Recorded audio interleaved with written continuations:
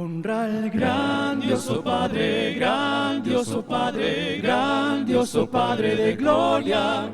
Honra al grandioso Padre, grandioso Padre, grandioso Padre de amor.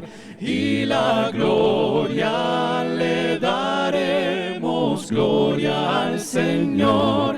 Y la gloria le daremos, gloria al Señor. Canta y ruega, hermano, ruega, hermano, ruega, hermano, y da gloria. Canta y ruega, hermano, ruega, hermano, ruega, hermano, el Señor.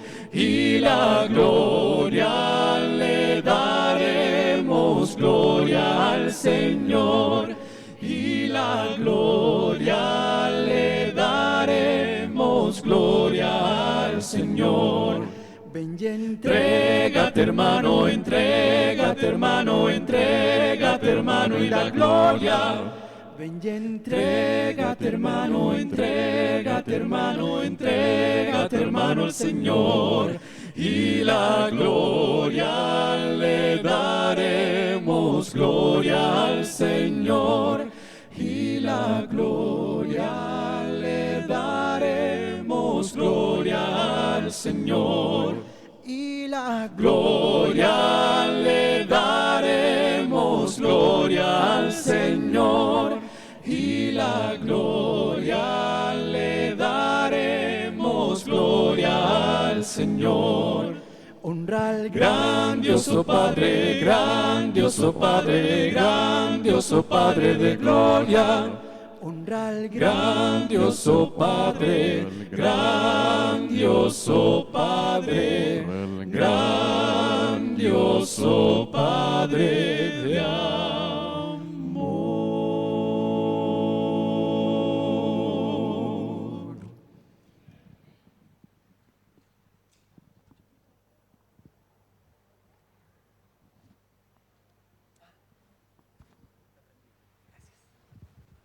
Feliz sábado. Que lo que vamos a conversar juntos esta mañana nos ayude a eso, a dar gloria a Dios. Y que podamos honrarlo con nuestra vida.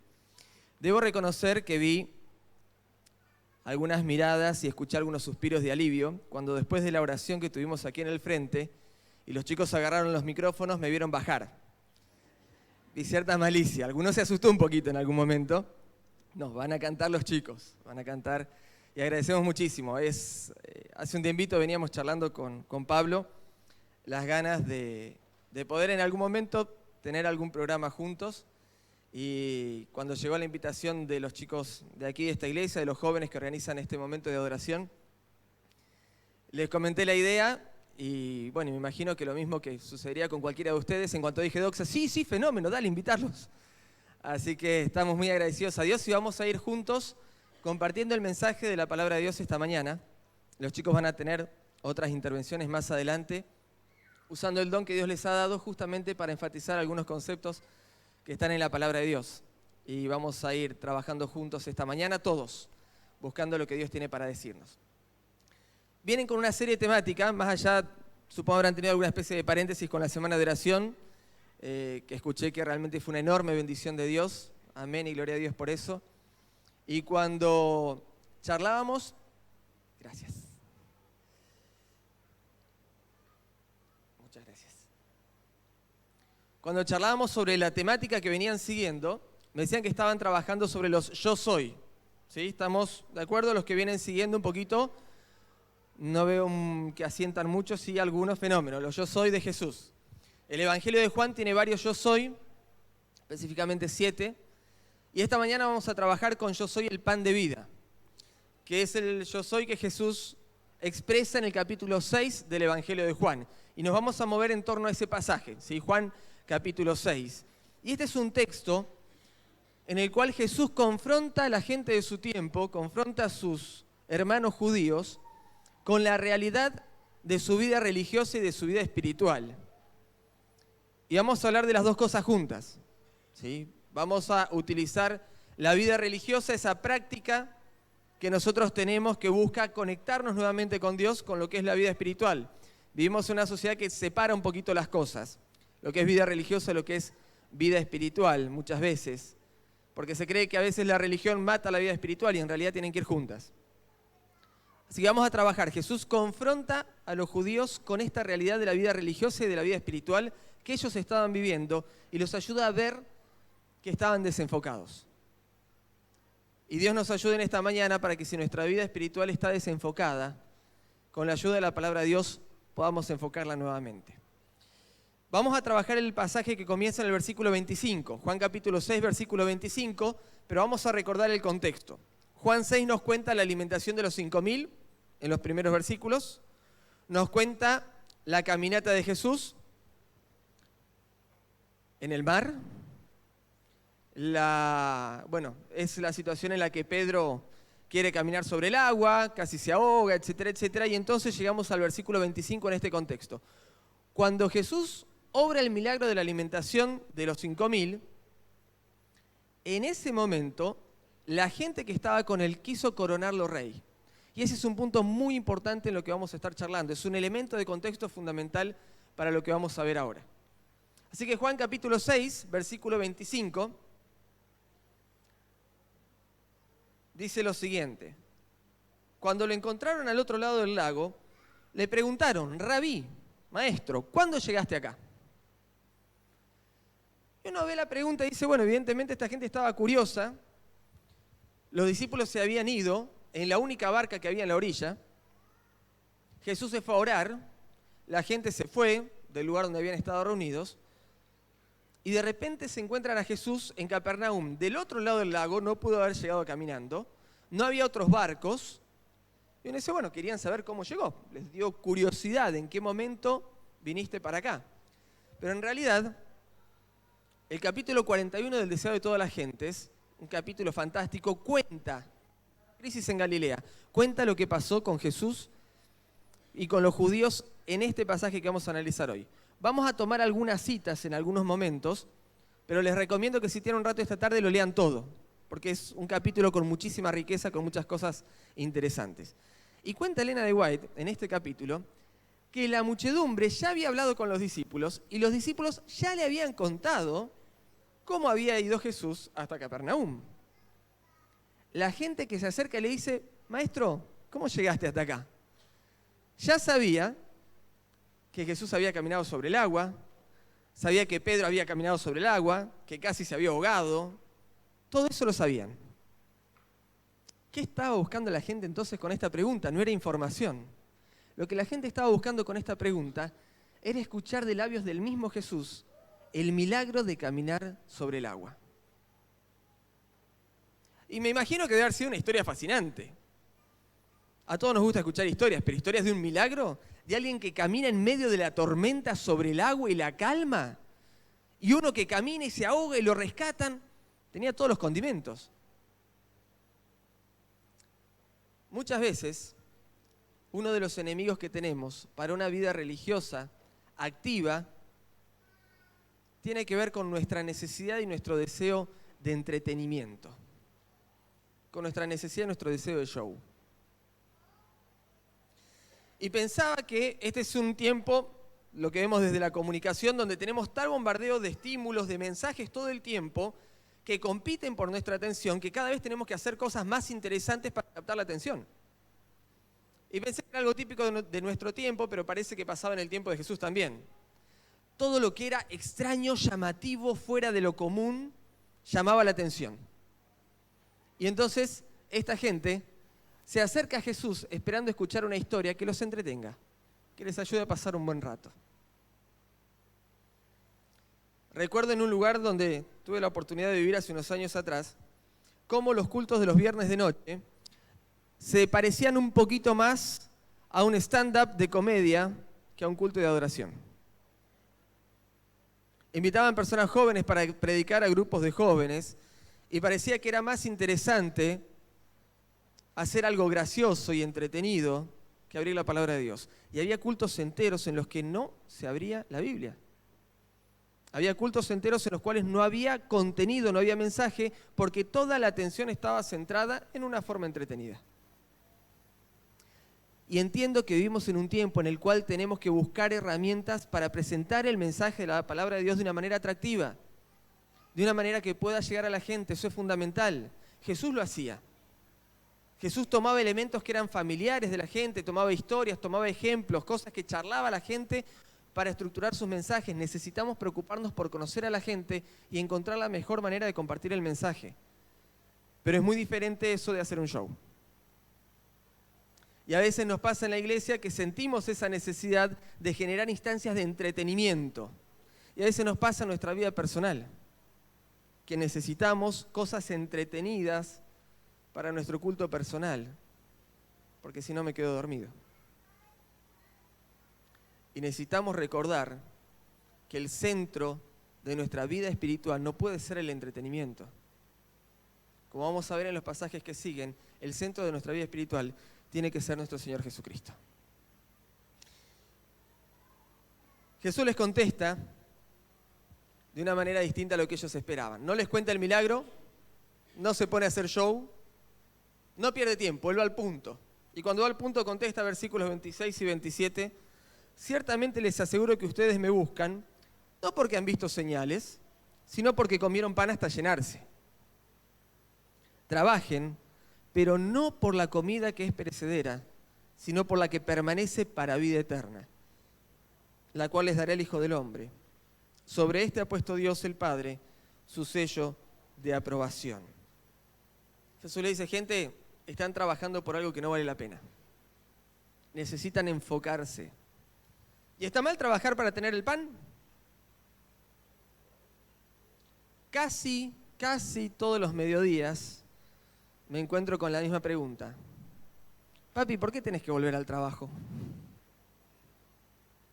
¿Cierto? Y mis rulitos vive preguntando. Papi, ¿por qué tenés que volver al trabajo? ¿No es cierto? Sí, me dice.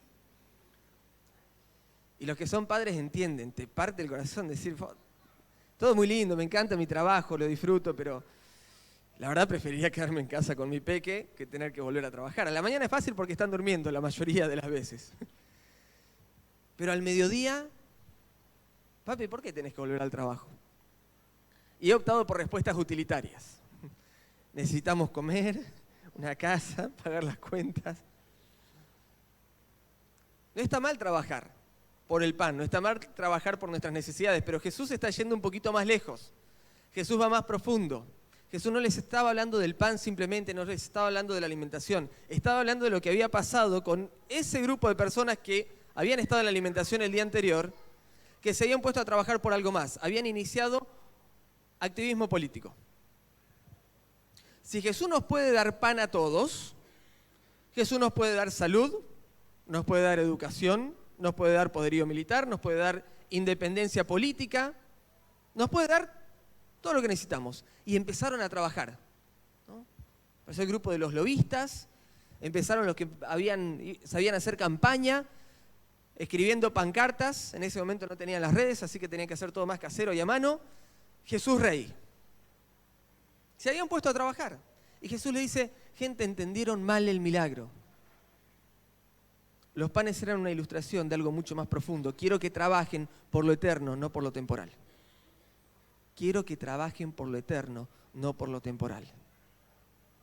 Y esta crisis en Galilea empieza a darse justamente porque ese grupo de personas tenía grandes expectativas respecto de lo que Jesús iba a hacer desde la perspectiva política de lo que tenía que ser el Mesías. Y esas ilusiones y esas expectativas, Jesús las estaba echando por tierra. ¿Te ha pasado de sentirte desilusionado? ¿Te ha pasado de tener expectativas que no se cumplen? Y es bravo y es difícil cuando no hablamos de ilusiones y expectativas negativas, hablamos de ilusiones y expectativas positivas. Invertir en una familia, ¿es positivo? ¿Una familia cristiana? ¿Es positivo? Claro que es positivo. Y por más que inviertas y te esfuerces y busques la dirección del Señor, ¿puede ser que la inversión te salga mal? Claro. Todos conocemos gente o hemos vivido situaciones en las cuales pareciera que esa gran ilusión que teníamos en nuestra vida espiritual yo voy a trabajar con el Señor e invertir mucho esfuerzo en esto, porque si lo hago con el Señor entonces me va a ir bien, vemos esas ilusiones rotas, hechas mil pedazos, esas expectativas que se caen. Reitero, no hablando de cosas negativas, sino hablando de cosas positivas, pero temporales. Pensamos en Gálatas capítulo 6, versículo 7, todo lo que el hombre sembrare, eso también segará o cosechará. Excelente, si yo siembro con el Señor cosas positivas, voy a cosechar cosas positivas, pero nos olvidamos de lo que dicen los versículos 8 y 9. El que siembra para agradar a su naturaleza pecaminosa, de esa misma naturaleza cosechará destrucción. El que siembra para agradar al Espíritu, del Espíritu cosechará ¿qué cosa? Vida eterna. Vida eterna. Cuando Pablo habla de la siembra y la cosecha, está poniendo sus ojos mucho más allá que en esta tierra, los está poniendo en la eternidad. Y el versículo 9, no nos cansemos de hacer el bien, porque a su debido tiempo cosecharemos si no nos damos por vencidos. ¿Recuerdan? Al que venciere. ¿Cuándo llega la recompensa al que venciere? Llega en ocasión de la venida de Cristo. Nos cuesta mucho trabajo llevar adelante nuestra vida espiritual y nuestra relación con Jesús cuando nos desilusionamos, cuando sentimos que invertimos mucho en cosas positivas y tratamos de hacerlo con el Señor y sin embargo ahora me doy cuenta que a pesar de que lo hice con el Señor, no me sirvió de nada porque me encuentro con las manos vacías. Si seguimos poniendo nuestra expectativa en las cosas de este mundo, seguimos poniendo nuestra expectativa en cosas positivas pero terrenales, entonces no le eches la culpa al Señor cuando lleguen las desilusiones.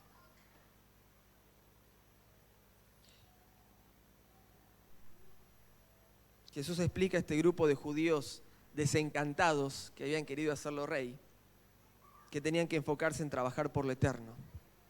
Lo único que vale la pena el esfuerzo es trabajar por lo eterno. Lo único a lo que vale la pena invertir con seguridad es en lo eterno. Porque a su debido tiempo, y el tiempo lo marca el Señor, no nosotros, cosecharemos. Es evidente que los judíos entendieron lo que Jesús estaba diciendo. Es claro que esta respuesta de Jesús, los judíos entienden que estaba hablando de su vida espiritual y que les estaba diciendo, muchachos, dejen de trabajar y de invertir en lo temporal, empiecen a invertir en lo eterno. Empiecen a invertir en lo que a Dios más le importa, que es pasar con ustedes la eternidad. Y entonces le contestan, versículo 28, volvemos a Juan capítulo 6. ¿Qué tenemos que hacer para realizar las obras que Dios exige?, le preguntaron. ¿Esta es la obra de Dios?, responde Jesús, que crean en aquel a quien Él envió. Otra característica de la religión desenfocada es que siempre pregunta qué hay que hacer. Una religión que se enfoca en el hacer en vez de enfocarse en el ser. Entonces, ¿qué tenemos que hacer? Ok, ya entendimos, estamos mal, estamos trabajando por algo equivocado. Entonces, decinos, Jesús, ¿qué tenemos que hacer? ¿En qué nos tenemos que enfocar haciendo? Tratar de hacerte rey no estuvo bien. Hacer campaña política no estuvo bien. Perfecto, entonces, ¿qué hago? Y Jesús utiliza sus mismos términos, toma como punto de partida lo que le están preguntando, pero lo lleva más allá. ¿Qué les dice Jesús? La obra, ustedes quieren saber qué hacer, ok, la obra, lo que hay que hacer es creer. Estoy diciendo, lo que tenés que hacer no es haciendo. La obra es creer. Dice el comentario bíblico adventista que cuando Jesús habla de creer, hacer las obras de Dios significa creer en aquel a quien Él envió. La forma en la que está conjugado ese verbo en griego hace referencia a una acción continua, no a un momento específico. Y nosotros a veces tenemos este creer como un momento. Creo en Jesús, lo acepté. En este momento necesito que, creo que podés hacerlo. Esa creencia por momentos puntuales y específicos. Y lo que Jesús les estaba diciendo, lo que ustedes necesitan, es continuidad.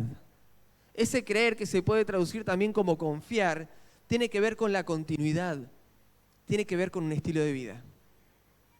Jesús les está diciendo, ustedes tienen que enfocar y orientar su vida de manera tal que lo más importante sea creer, sea confiar en aquel a quien Dios envió.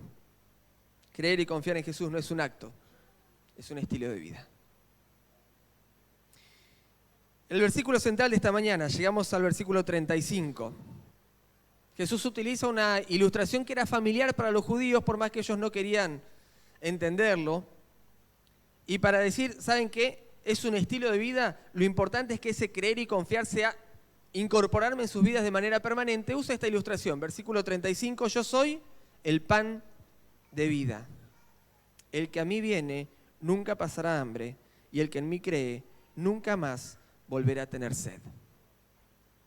Y más adelante Jesús enriquece este concepto. Vamos a saltar juntos al versículo 51. Estamos en Juan capítulo 6, versículo 51. Jesús les dice con toda claridad, para los que no habían entendido, yo soy el pan vivo que bajó del cielo. Si alguno come de este pan, vivirá para siempre. Este pan es mi carne, que daré para que el mundo viva. Ciertamente les aseguro, leo versículo 53, que si no comen la carne del Hijo del Hombre ni beben su sangre, no tienen realmente vida. La religión que vivían los judíos era abundante en cosas para hacer. Estaba repleta de discursos, de conocimiento intelectual. Se había viciado de mitos y depositaba su confianza en la exaltación de figuras humanas. En este discurso dicen, Moisés hizo tal cosa. Un mito. Moisés no les había dado el maná, lo había hecho Dios. La gran figura de Moisés. Jesús intenta correr el velo que los cegaba y mostrarles cuál era el punto de partida para tener vida. El punto de partida para tener vida era Jesús. Y los lleva un poco más allá y les dice, para que ustedes tengan vida, para que ustedes, pecadores, puedan tener vida eterna, yo necesito morir. Necesito dar mi carne, necesito dar mi sangre, y ustedes tienen que hacerla de ustedes para poder tener vida. Jesús no hace otra cosa que dirigir la mirada de ellos hacia el Calvario. Y hoy Jesús también desea dirigir nuestra mirada hacia el Calvario para que encontremos vida.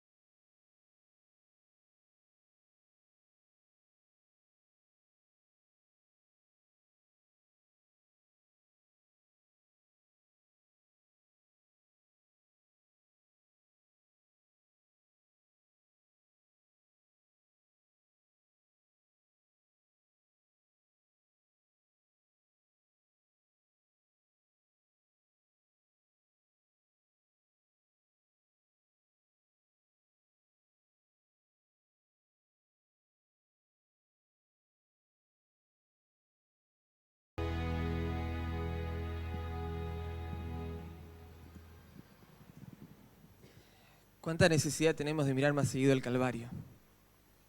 ¿Cuánta necesidad tenemos de ver ese amor increíble por nosotros en la cruz, dándonos vida? Jesús quería dejar en claro para sus oyentes que Él era el único que les podía dar vida, vida plena, y eso no ha cambiado. Eso no ha cambiado. Dice Elena de White en este capítulo que les mencionaba, comer la carne y beber la sangre de Cristo es recibirle como Salvador personal, creyendo que perdona nuestros pecados y que somos completos en Él. Contemplando su amor, espaciándonos en Él, absorbiéndolo, es como llegamos a participar de su naturaleza. Debemos alimentarnos de Él, recibirle en el corazón, de tal manera que su vida llegue a ser nuestra vida. Debemos asimilar su amor y su gracia. Para que esto pueda ser posible, necesitamos renunciar a una vida de palabras y empezar a asimilar en nosotros sus palabras de vida. Y ese era el mensaje central de Jesús para ellos. Pero esto es un desafío individual. Esto no es algo que podemos hacer entre todos. Nos podemos ayudar unos a otros, pero nada reemplaza nuestra entrega individual. Por eso, Elena de White en este mismo capítulo dice, cada alma ha de recibir vida de la palabra de Dios para sí. Como debemos comer por nosotros mismos a fin de recibir alimento, así hemos de recibir la palabra por nosotros mismos. No hemos de obtenerla simplemente por medio de otra mente. Debemos estudiar cuidadosamente la Biblia, pidiendo a Dios la ayuda del Espíritu Santo a fin de comprender su palabra. ¿Cómo? Debemos tomar un versículo y concentrar el intelecto en la tarea de discernir el pensamiento que Dios puso en ese versículo para nosotros. Una experiencia individual de suma riqueza cuando la enfrentamos con el Espíritu Santo. Debemos espaciarnos en el pensamiento hasta que venga a ser nuestro y sepamos lo que dice Jehová. El último enemigo que quisiera mencionar de la verdadera religión es la pereza espiritual, la pereza en el estudio. Y es la falta de constancia y es la dependencia. Junto con la pereza viene la dependencia de otros. Y entonces me alimento de lo de la iglesia y cuando voy a mi culto personal me alimento de los videitos y me alimento de los audios y siempre me estoy alimentando de otro.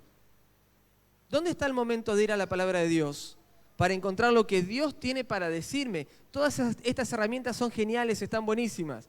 Trabajo en comunicación, me parece bárbaro, creo que son excelentes para ayudarnos en nuestro crecimiento espiritual, pero nada puede reemplazar la voz de Dios hablándote directamente a través de su palabra. Es irreemplazable. Y a veces esta pereza espiritual nos lleva a depender de otros y corremos riesgos. Corremos riesgos. Esta semana un amigo compartió una cita también del deseo de toda la gente, pero un capítulo diferente, el capítulo 60. Se da cuando Santiago y Juan le piden a Jesús, ¿se acuerdan? Estar bien cerquita, de tener posiciones de privilegio. Y Elena de White dice lo siguiente, que viene muy al punto con este último peligro, este último enemigo de la verdadera religión. En los reinos del mundo, la posición significaba engrandecimiento propio. Se obligaba al pueblo a existir para beneficio de las clases gobernantes.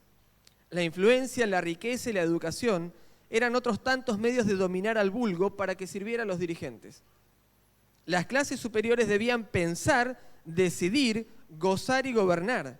Las inferiores debían obedecer y servir. Y vean qué terrible esto. La religión, como todas las demás cosas, era asunto de autoridad. Se esperaba que el pueblo creyera y practicaba lo que indicaran sus superiores. Se desconocía totalmente el derecho del hombre como hombre de pensar y obrar por sí mismo. Cristo estaba estableciendo un reino sobre principios diferentes. Más adelante, en asuntos de conciencia, el alma debe ser dejada libre. Ninguno debe dominar otra mente, juzgar por otro o prescribirle su deber. Dios da a cada alma libertad para pensar y seguir sus propias convicciones, de manera que cada uno de nosotros dará a Dios razón de sí. Ninguno tiene el derecho de fundir su propia individualidad en la de otro. En todos los asuntos en que hay principios en juego, cada uno esté asegurado en su ánimo. En el reino de Cristo no hay opresión señoril ni imposición de costumbres. ¿cómo podemos ejercer este derecho que Dios nos ha dado como sus hijos a pensar y obrar de acuerdo a nuestra conciencia cuando no vamos a la Biblia? No me puedo quejar de que me digan lo que tengo que hacer cuando mi único alimento es escuchar lo que otros dicen que dice el Señor. Reitero, los momentos de adoración que tenemos juntos en la iglesia, el estudio de la palabra de Dios como el que estamos haciendo ahora, tiene su lugar y es parte del plan y el propósito de Dios. Pero es irreemplazable nuestro encuentro personal con el Señor. No podemos sustituir el estudio de la palabra de Dios por lo que otros digan, porque no podemos someter nuestra conciencia a lo que otros determinen. Tenemos que creer y tener convicción a partir de la palabra de Dios. Y solamente en la Biblia cimentar nuestras creencias. Hay muchísimo en este pasaje, vamos al final de la historia. Juan capítulo 6, versículo 60. Al escucharlo, muchos de sus discípulos exclamaron: esta enseñanza es muy difícil. ¿Quién puede aceptarla?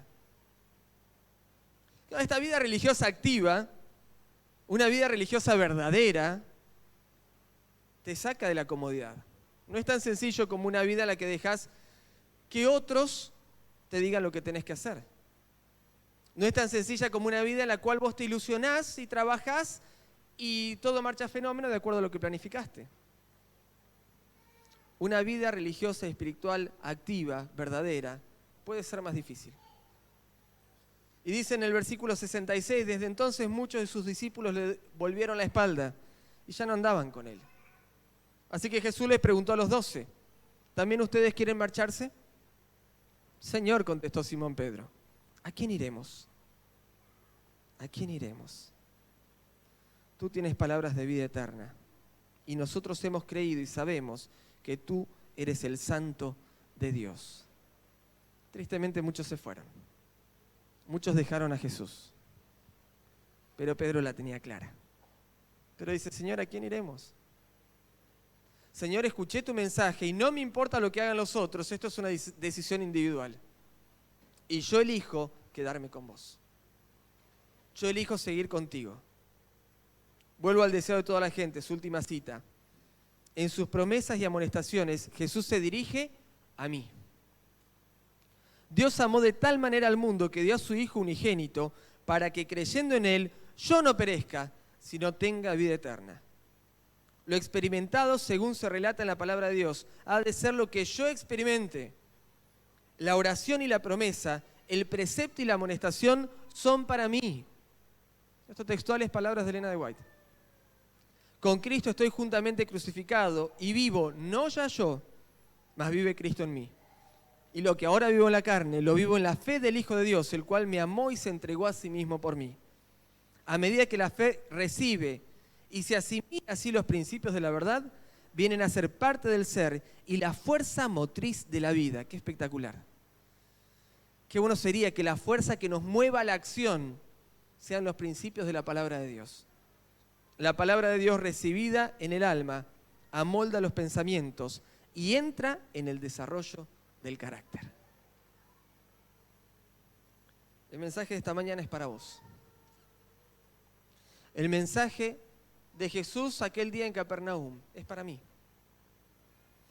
Jesús se acerca a nosotros y nos pregunta, después de lo que escuchaste, después de lo que viste, de la evidencia del Señor respecto de lo que es la religión verdadera, ¿qué querés hacer?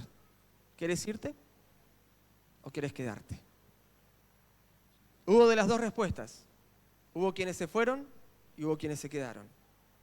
¿Tu religión será una vida de palabras o estará basada y fundamentada en las palabras de vida de nuestro Señor Jesucristo? ¿Será Cristo el fundamento de nuestra experiencia espiritual? En definitiva, ¿dónde más podríamos tener esperanza? ¿Dónde más podríamos encontrar paz?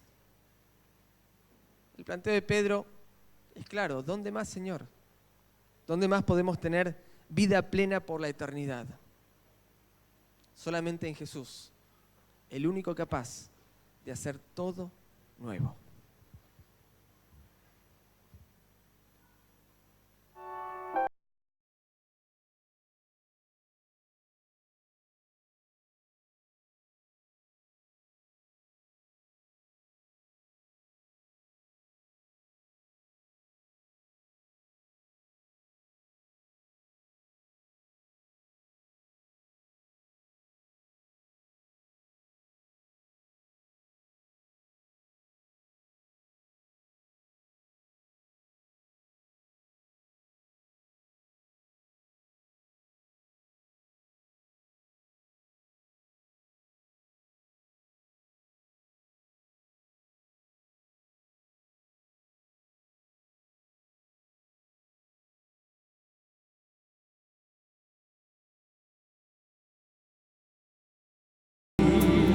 a socorrer.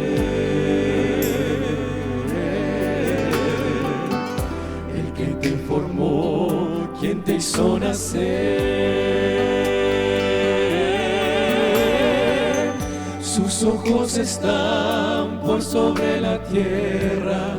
Cristo no se cansa, por todos vela, pues Él es nuestro Dios. Y Él hace todo nuevo, de nuevo. Si fuese su querer, junta los pedazos quebrados y Él transformará todo tu ser. Él hace todo nuevo, de nuevo, si fuese su querer. Como la primavera sigue siempre al invierno, cierto como el sol viene después de tormentas, Él hace todo nuevo, de nuevo, para ti. Si la esperanza ya acabó, solo hay cenizas, nada más quedó.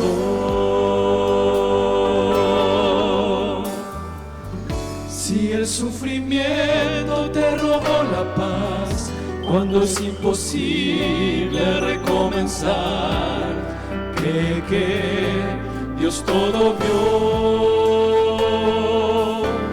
Y Él hace todo nuevo, de nuevo, si fuese su querer.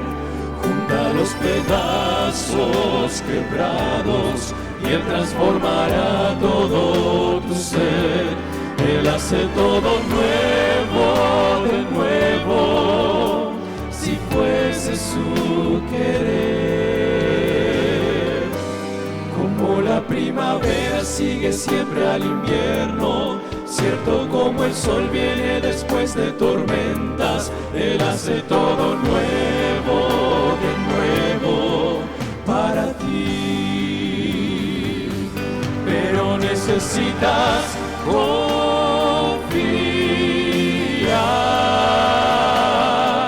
en las promesas que ese Dios te da, y por la fe las luchas pasarán, mejores días sí vendrán. Sé fuerte, debes confiar, solo confiar. Él hace todo nuevo, de nuevo, si fuese su querer. Junta los pedazos quebrados y Él transformará todo tu ser. Él hace todo nuevo, de nuevo, si fuese su querer. Como la primavera sigue siempre al invierno, cierto como el sol viene después de tormentas, Él hace todo nuevo, de nuevo, nuevo, de nuevo. Hace todo nuevo, de nuevo, para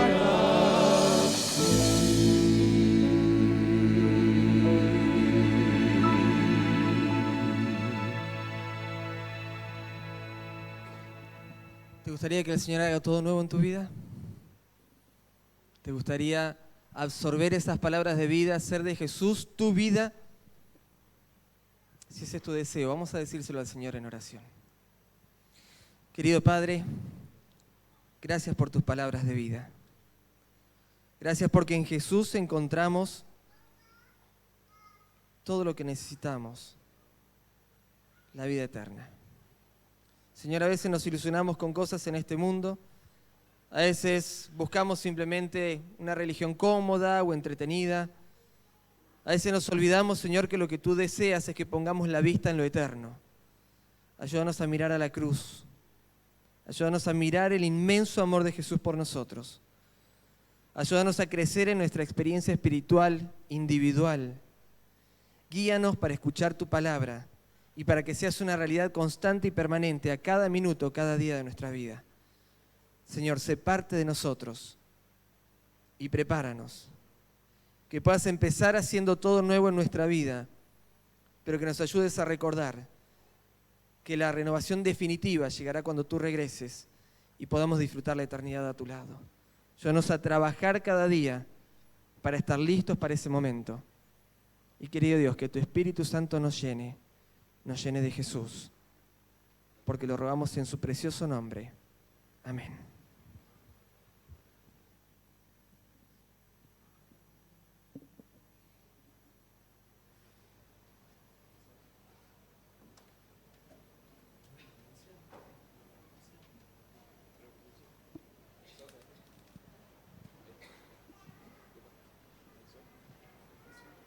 Para culminar este culto vamos a hacerlo cantando Tu bendición y a partir de la segunda estrofa vamos a ir saliendo.